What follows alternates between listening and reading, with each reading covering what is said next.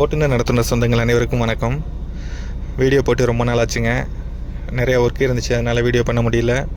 Certificates எல்லாம் ready பண்ண வேண்டியிருந்துச்சு. ஏன்னா 24 ஃபஸ்ட் டே வந்து எனக்கு இன்டர்வியூ, அதனால் வீடியோ பண்ண முடியல. ஓகேங்க, இன்டர்வியூ எப்படி இருந்துச்சு எல்லாமே இந்த வீடியோவில் பார்க்கலாம். நிறைய பேர் லேட்டஸ்ட் நியூஸ் சொல்லுங்கன்னு அனுப்பியிருந்தீங்க. லேட்டஸ்ட் நியூஸ் வந்து சரியான தகவல்கள் இல்லாதனால என்னால் வீடியோ பண்ண முடியல. ஓகேங்க, நான் இன்டர்வியூ எப்படி இருந்துச்சு அப்படிங்கிறத வந்து இந்த வீடியோவில் பார்க்கலாம். கும்பகோணம் மண்டலம் காரைக்குடி டிவிஷனில் வந்து 24/9/2025 அன்றைக்கி வந்து இன்டர்வியூ அட்டன் பண்ணேங்க. காலைல 9 மணிக்கு வந்து கேட் ஓப்பன் பண்ணாங்க. கேட்டில் வந்து நம்ம நேம் லிஸ்ட் கொடுத்துருந்தாங்க. அந்த நேம் லிஸ்ட் படி வந்து உள்ளே அனுப்புனாங்க. நம்ம மொபைல் ஃபோன் எல்லாமே அங்கே ஹேண்ட் ஓவர் பண்ணிட்டாங்கங்க. நமக்கு ஒரு டோக்கன் போட்டு கொடுத்தாங்க. அதோட உள்ளே போனோம். அங்கே ஒரு ஃபார்ம் கொடுத்தாங்க. பாஸ்போர்ட் சைஸ் ஃபோட்டோ ஒட்டி நம்ம அந்த ஃபார்ம் ஃபில்அப் பண்ண சொன்னாங்க. ஃபார்மில் வேறு ஒன்றும் இல்லை, நம்மளோட லைசன்ஸ் நம்பர், நம்ம நேம், அட்ரஸ், ஃபோன் நம்பர் இதெல்லாம் எழுத சொன்னாங்க. ஃபஸ்ட்டு பேஜ் வந்து நாங்கள் ஒரு 33 பேர் இன்டர்வியூ போயிருந்தோங்க. போயிட்டு ஃபார்ம் ஃபில்அப் பண்ணிவிட்டு ஒரு ரூம்குள்ளே வந்து எங்களை என்ட்ரி பண்ணாங்க. தனித்தனியாக அனுப்புனாங்க.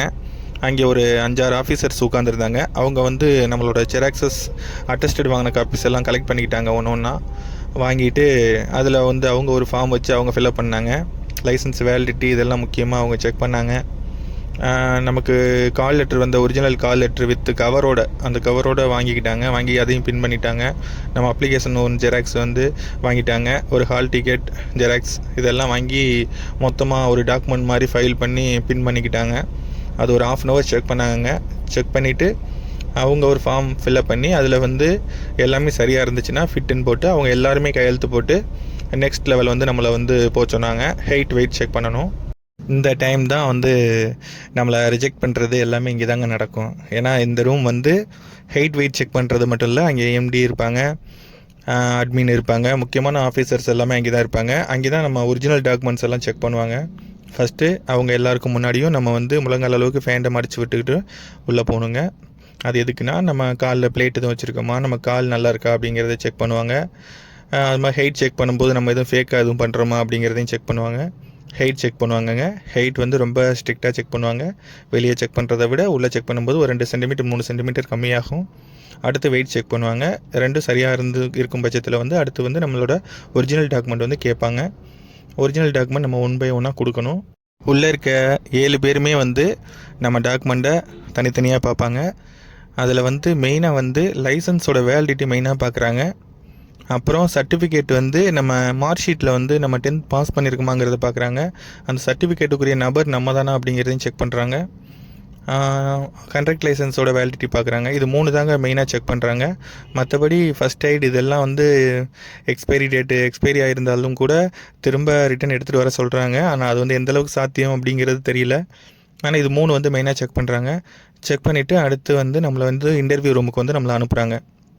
அங்கே ஒரு 7 பிரான்ச் மேனேஜர்ஸ் எனக்கு இருந்தாங்க. நான் ஃபஸ்ட்டே இன்டர்வியூ அட்டன் பண்ணேன். நான் தான் 3வது ஆள் வந்து இன்டர்வியூ உள்ளே போனேன்.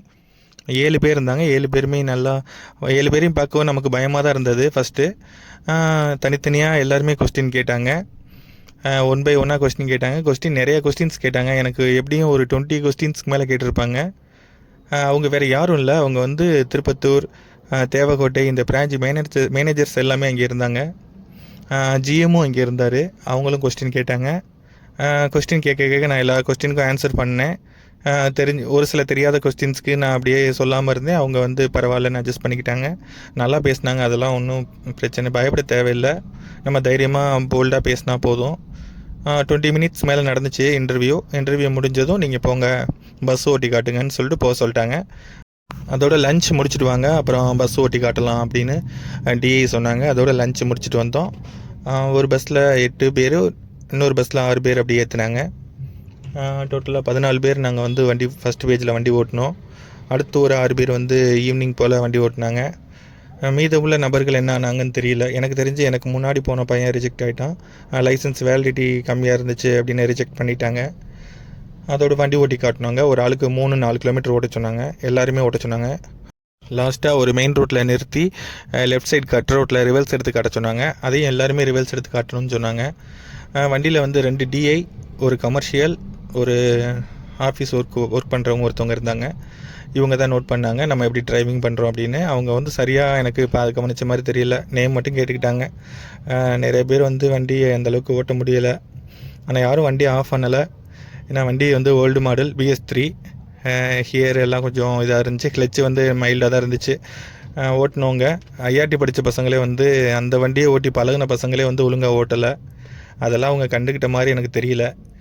அதோட ரிவர்ஸ் எடுத்து காட்டணும், அதோட வந்து இறக்கி விட்டாங்க. திரும்ப ஆஃபீஸில் வந்துட்டு அதோட போக சொல்லிட்டாங்கங்க. இதோட இன்டர்வியூ முடிஞ்சிச்சு. அதோட நாங்கள் வெளியே வந்துட்டோம். அப்புறம் செக்யூரிட்டி சொன்னாங்க நிறைய பேர் ரிஜெக்ட் ஆகிட்டாங்க, ஹெயிட்டில் நிறைய பேர் ரிஜெக்ட் ஆகிட்டாங்க, அப்புறம் லைசன்ஸ் வேலிடிட்டியில் நிறைய பேர் ரிஜெக்ட் ஆகிட்டாங்க அப்படிங்கிற மாதிரி சொன்னாங்க. லைசன்ஸ் வேலிடிட்டி வந்து மெயினாக செக் பண்ணுறாங்கங்க. யாரும் ரீசெண்ட் டைம்ஸில் லைசன்ஸ் போட்டு பதிஞ்சிருந்தீங்கன்னா அவங்க கண்டிப்பான முறையில் இன்டர்வியூ போக தேவையே இல்லை, கண்டிப்பாக வெளியேற்றிடுவாங்க.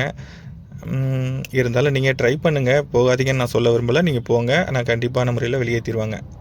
அது மட்டும் இல்லாமல் ஹெயிட் வந்து அவங்க வெளியே அளக்கிறதுக்கும் நம்ம உள்ளே அளக்கிறதுக்கும் நிறைய டிஃப்ரெண்ட் இருக்குங்க. 2 சென்டிமீட்ரு 2 சென்டிமீட்டர் இல்லை 3 சென்டிமீட்டர் குறையுது. அதையும் பார்த்து செக் பண்ணிக்கோங்க. ஹெயிட் கம்மியாக இருந்தாலும் வெளியே அனுப்பிடுறாங்க. அப்புறம் மெயினாக ஒன்றுன்னு சொல்ல மறந்துட்டேன், physical fitness certificate, hearing tolerance எல்லாம் வாங்கிட்டு போயிருந்தோம். ஹியரிங் டாலரன்ஸ் வந்து ஒரே சர்டிஃபிகேட்டில் இருந்தாலும் அக்செப்ட் பண்ணிக்கிறாங்க. அப்புறம் சர்டிஃபிகேட் ஃபிசிக்கல் ஃபிட்னஸில் ஏதாச்சும் அன்ஃபிட் அந்த மாதிரி இருந்துச்சுன்னா வெளியேற்றிடுறாங்க. ஐ ஃபிட்னஸ் பார்க்குறாங்க. ஐ கம்மியாக இருந்துச்சுன்னா N6 ரெண்டுலேயுமே இருந்துச்சுன்னா அக்செப்ட் பண்ணிக்கிறாங்க. அதுக்கு மேலே கம்மியாக இருந்துச்சுன்னா வந்து வெளியேற்றிடுறாங்க. இந்த மாதிரி ரொம்ப ஸ்ட்ரிக்டாக இருந்துச்சுங்க சர்டிஃபிகேட் வெரிஃபிகேஷன். நான் முன்னாடியே உங்ககிட்ட வீடியோவில் சொல்லிட்டேன், ரீசெண்ட் டைம்ஸில் லைசன்ஸ் அப்ளை பண்ணி பதிஞ்சவங்க கண்டிப்பாக ரிஜெக்ட் ஆயிடுவாங்க. அதை தாங்க மெயினாக ரெக்ரூட்மெண்ட்டில் பார்க்குறாங்க. லைசன்ஸ் வேலிடிட்டி இல்லைன்னா ஒரு நாள் குறைவாக இருந்தால் கூட நீங்கள் ரிஜெக்ட் ஆயிடுவீங்க. உங்களுக்கு என்ன தான் IRFECL சப்போர்ட் இருந்தாலுமே நீங்கள் கண்டிப்பாக வெளியேற்றப்படுவீங்க.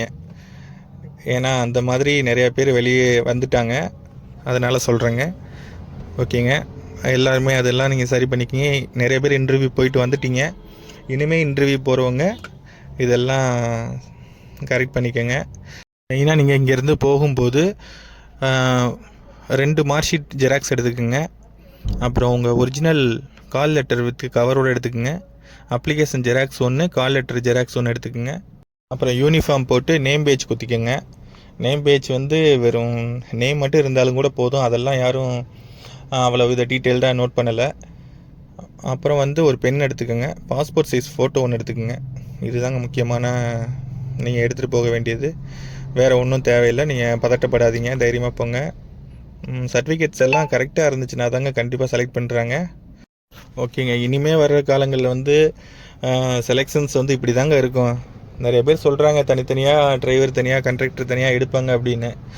அப்படியெல்லாம் இருக்குமா அப்படிங்கிறது வந்து சொல்ல முடியாது. அதனால் எல்லாருமே வந்து 2 லைசன்ஸுமே எடுத்து வச்சுக்கோங்க.